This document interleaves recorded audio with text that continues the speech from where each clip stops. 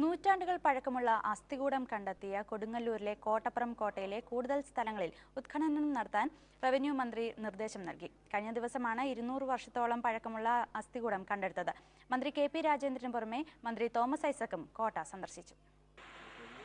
കോട്ടയിലെ സ്തൂപത്തിന് പിന്നിലുള്ള കെട്ടിടാവശിഷ്ടങ്ങൾക്കിടയിൽ നിന്നാണ് അസ്ഥികൂടം കണ്ടെടുത്തത്. തിരുവിതാംകൂറിന്റെ കൈവശമായിരുന്ന കോട്ട 1752-ലാണ് ടിപ്പു ആക്രമിക്കുന്നത്. അതുകൊണ്ട് തന്നെ അക്കാലത്തെ ആവാം അസ്ഥികൂടമെന്നാണ് നിഗമനം. കാർബൺ ഡേറ്റിംഗ് നടത്തിയാലേ കാലപ്പഴക്കം നിർണ്ണയിക്കാനാവൂ. ഏത് വംശജനാണെന്നറിയാൻ DNA ടെസ്റ്റും നടത്തും.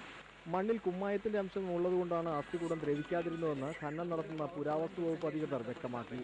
കേരളത്തിൻ്റെ ഒരു പ്രത്യേക സാഹചര്യത്തിൽ അസ്ഥി സാധാരണ എങ്ങനെ ഇരിക്കാറില്ല, അശുദ്ധിച്ചുള്ള മണ്ണാണ്. ഒരു 10-200 വർഷം കഴിയുമ്പോൾ അത് ദ്രവിച്ചു പോകും. ഇവിടെ ഒരു പ്രത്യേക സാഹചര്യമുണ്ട്. കാരണം ഇവിടെ കുമ്മായത്തിൻ്റെ അവശിഷ്ടം, ഈ കെട്ടിടത്തിൻ്റെ അവശിഷ്ടം ഉള്ളതുകൊണ്ട് കുമ്മായത്തിൻ്റെ ഒരു സാന്നിധ്യം ഈ അസ്ഥിയുടെ അടുത്തുണ്ടായതുകൊണ്ട് അതുകൊണ്ട് അസിഡിറ്റി ഇല്ലാത്തതുകൊണ്ടാണ് അത് ഇങ്ങനെ തന്നെ കാണാൻ സാധിക്കും. ഇതിൻ്റെ അവശിഷ്ടം പൂർണ്ണമായും നമുക്ക് കാണാം. കോട്ടയുടെ അവശിഷ്ടങ്ങൾ കണ്ടെടുക്കാനായി കഴിഞ്ഞ വർഷം ഏപ്രിലാണ് ഉത്ഖനനം ആരംഭിച്ചത്.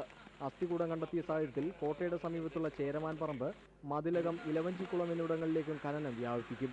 1503-ൽ പോർച്ചുഗീസുകാരാണ് കോട്ട നിർമ്മിച്ചത്.